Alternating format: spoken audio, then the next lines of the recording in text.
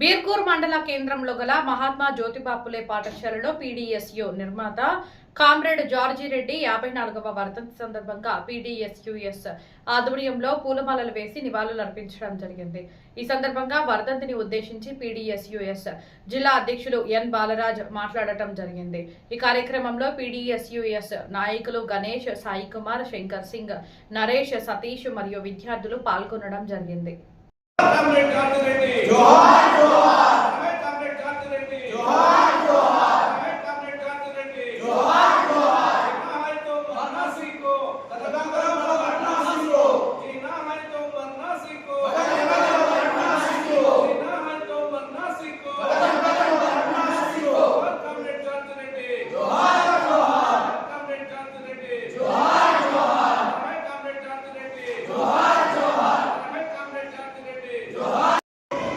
Comrade George Reddy చనిపోయి నేటికి 54 సంవత్సరాలు జరుగుతూ ఉంది.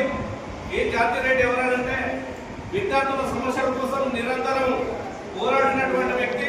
సమాజంలో అసమానతలు, మతోన్మాదం, కులోన్మాదం అనే పేరిట ఎక్కడైతే అరాచకాలు చేయడం మొదలు పెట్టారో మనవాదులు వాళ్ళపై పోరాటం చేసి విద్యార్థుల కోసం అనేక సమస్యల మీద మెస్కాస్మోనిక్ ఛార్జీలు కానీ, స్కాలర్షిప్లు కానీ, విద్యార్థి యొక్క ప్రతి సమస్యపై పోరాడి తన ప్రాణాలు అర్పించినటువంటి ఉద్యమకారులు కామ్రేడ్ జార్జి రెడ్డి ఉస్మానియా యూనివర్సిటీలో 1972లో ఈ ఏప్రిల్ 14వ తేదీ నాడు చనిపోవడం జరిగింది.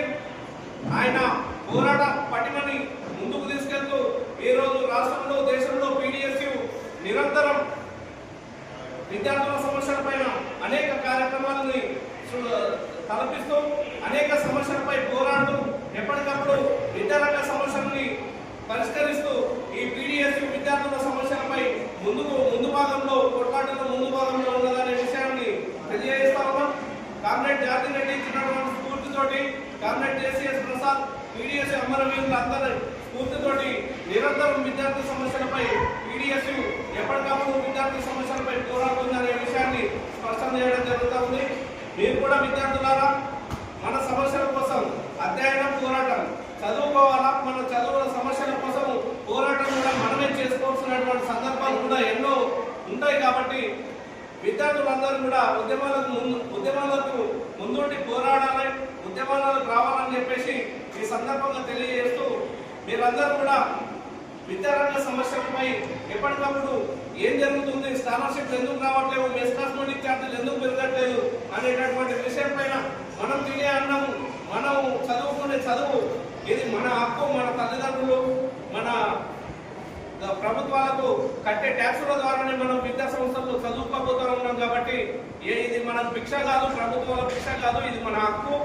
దాన్ని మనం దృష్టిలో పెట్టుకొని మన సమస్యలపై మనం కొట్లాడడానికి విద్యార్థులందరూ కూడా ముందు భాగంలో ఉండి విద్యార్థులు ఉద్యమాలకు సిద్ధం కావాలని చెప్పేసి సందర్భంగా తెలియజేస్తా ఉన్నాం.